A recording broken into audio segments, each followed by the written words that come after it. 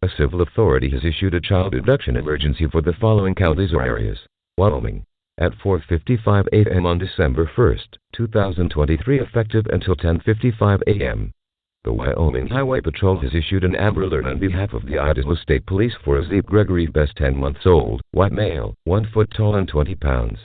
Was taken by Jeremy Albert Best, 48 years old. He is a white male, 5 foot 11 inches tall, 245 pounds, salt and pepper hair and beard.